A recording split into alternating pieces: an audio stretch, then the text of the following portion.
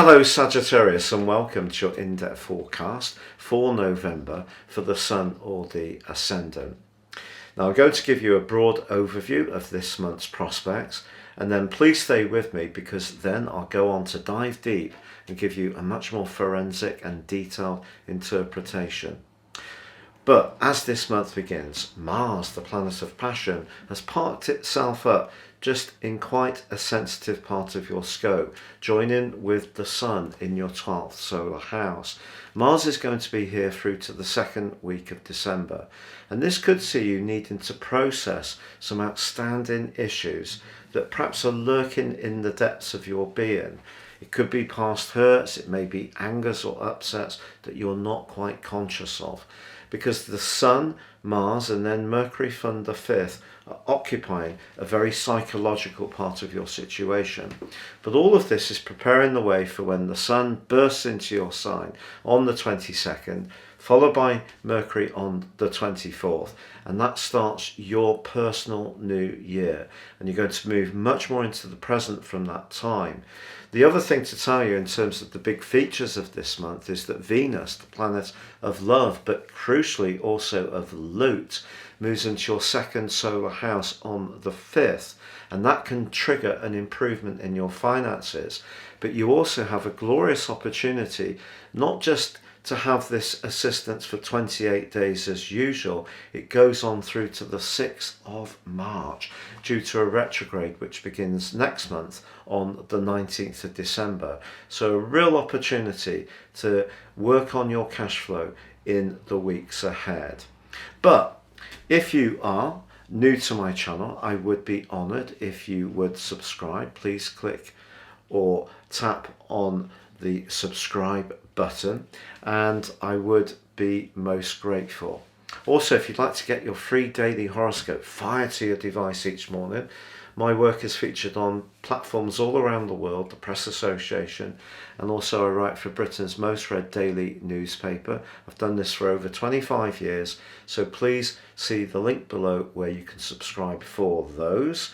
And if with year 2022 racing up, you want to get your personal forecast for next year, if you order it now, I will give you the rest of this year free, plus a character analysis, plus 30% off. So please see the link below. So Sagittarius, as you come into this new month, that psychological dimension that I was telling you about is going to be emphasized.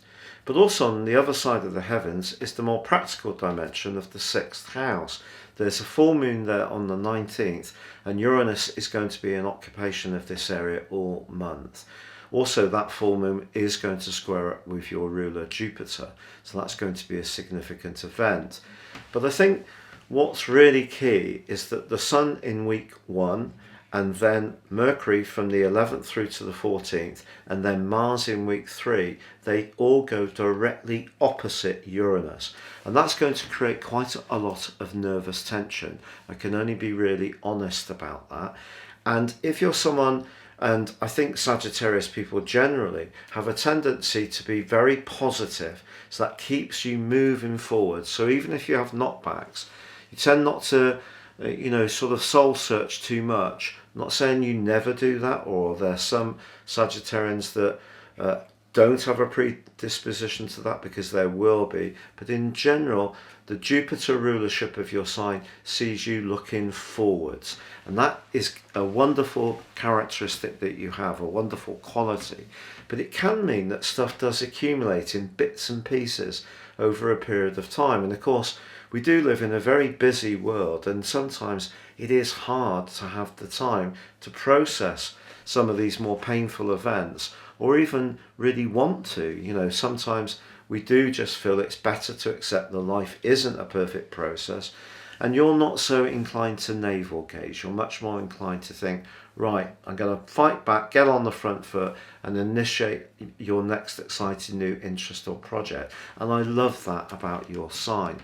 But Uranus is a very electric, restless and unsettling influence, and that's kind of having an impact on what you do for your work or your life routines, or where you make sacrifices to help others. Whereas the Sun initially, week 1, and encapsulating the new moon of the 4th, that's in the part of your horoscope to do with reflection, coming to terms with the past, sometimes loss, sometimes separation and sadness.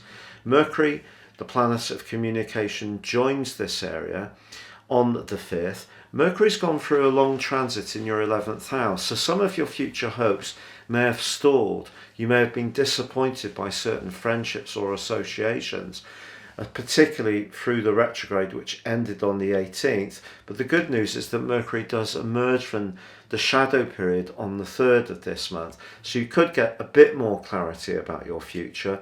But then really, when it comes to those friendships, what you're concerned about is not quantity, it definitely is quality. And especially at work, there is a possibility that you could be vulnerable to a critic this month. And this critic may be someone that you're not necessarily expecting to try to undermine you. So this person may keep their cards very close to their chest, but in certain situations suddenly have an opinion or a perspective about your performance that you could find deeply wounding. So when it comes to work-based politics, it's really important that you keep your guard up this month to protect your interests.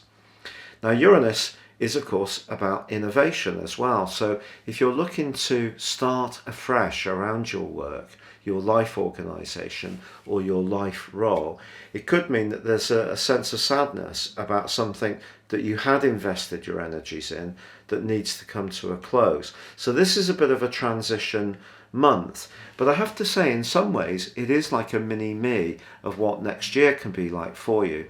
Year 22, because there's going to be 2 eclipses in Taurus and 2 in Scorpio. So this 6th, 12th house energy is something that is better for you to try to embrace.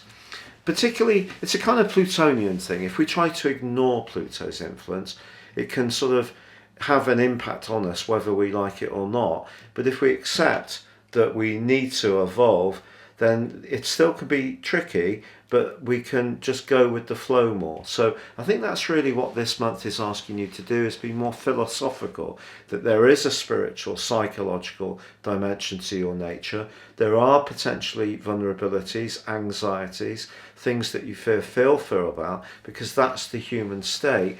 And if you can move out of this ultra positivity that protects you so much of the time, I think that actually can guard you more by being a bit more availing to clearing up any issue from the past which has got you down in some way or another. But if you don't, I think the thing that can suffer this month is your nervous system, because the electricity of Uranus in your physical state could make it harder to sleep, harder to digest food in a comfortable way.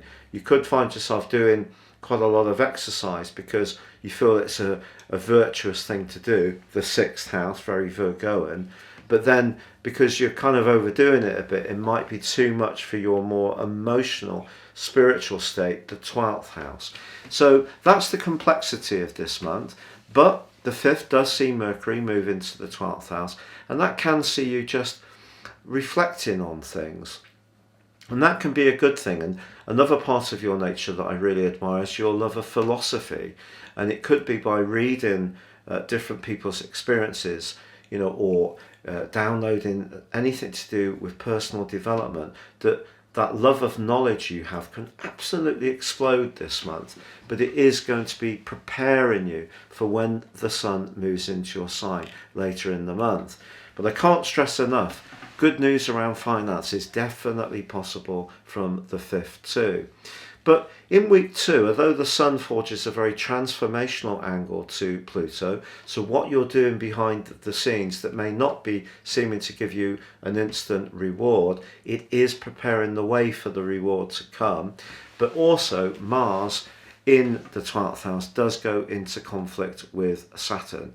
This could mean that suddenly, someone confronts you with a perspective of your approach, your nature, or there's some kind of jagged or sharp interaction with someone where something buried from the past suddenly comes up, but it's delivered with a blunt instrument. It could be a little bit unpleasant, but try to keep the faith and try to avoid any gossip, because I think gossip could be doing the rounds this month for you, and it's a month where you need to actually protect your vulnerabilities as much as you possibly can.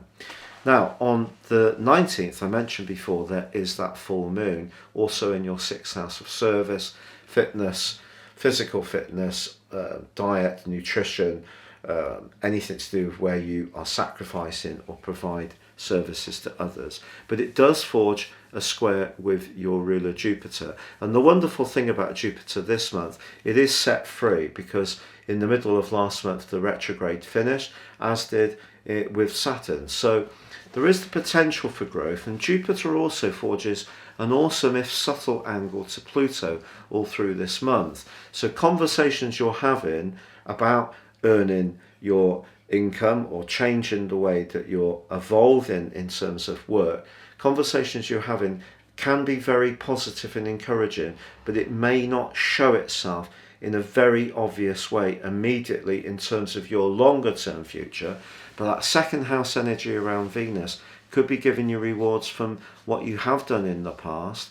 You could certainly have a great appreciation of good food. So if you are someone who loves cooking, that's definitely going to be activated from the 5th of this month through to the 6th of March next year. Just a little bit of a cautionary note, and you probably won't appreciate me saying this, because obviously Venus will be in your 2nd house in the run up to Christmas. But if you had decided to adhere to some kind of diet and you've really been determined to stick at it, Venus is really going to tempt you around those calorific goodies. Venus in the 2nd house really loves anything that's gooey and rather yummy. So just be conscious that that diet plan could be groaning under the weight of temptation on your part. But on the 22nd, the most glorious day of this month, I feel, even allowing for that Venus transit, the sun arrives back in your sign after 11 months. This is going to be very revitalizing. You're going to move more into the present. It's joined on the 24th by Mercury. Now, Mercury is detrimented in your sign, afflicted. It's one of the afflictions that I think is very minor. I actually like Mercury in Sagittarius because I think of your absolute love of knowledge. You know, I know a lot of Sagittarius people, and it's amazing. My wife's a Sagittarian. It's amazing what information she has gathered over time. So Mercury here just helps to move you in the moment and gives you an appetite to gather in more knowledge, or to get going, this combination of the Sun and Mercury, get going in a more physical way, be less introspective as earlier in the month, and get on the front foot. Just be aware, however, that Mars does go into an opposition with Uranus in week 3, and your physical energy could be quite stretched. So even though the Sun and Mercury move into your sign, which is very, very welcome, there may still be something of a political matter that's really grinding your gears. And you may be feeling absolutely furious about something, actually. But as you get to the end of this month, Mercury is forging a terrific angle with Saturn. So a conversation you have can be very reassuring as the month comes to a close. And generally speaking, I would see November, Sagittarius, as a real month of opportunity. It's where you resist the type of opportunity it is that could prove troublesome to you. So if you just see that sometimes the planets will conspire in a way to create some rather awkward and jagged energies, and this month is one of them, rather than thinking, I refuse to be bended by those orbs in the sky, I'm going to absolutely make this work for myself, which is brilliant. I have Mars in Sagittarius, so I really get this. You know, just to accept that there is something that needs to be worked out. Now, if you're someone who's very spiritual and very personal development minded, this is just going to clarify, or at least demonstrate to you, just how well that you're doing. But you've still got to find a way to use all that more spiritual knowledge you've got in the practical realm of your world. So it's finding a balance this month between the rather at times eccentric energies of Uranus, which is very buzzy, unsettling, changeable around work and life structure, and balancing that against your deeper side and giving yourself permission to be sort of like thinking about how things can change on one hand but still processing other things on another. It's going to take a bit of skill to get through this month, but if any sign can do it, it is you, and you're really going to be hitting top form as the month draws to a close.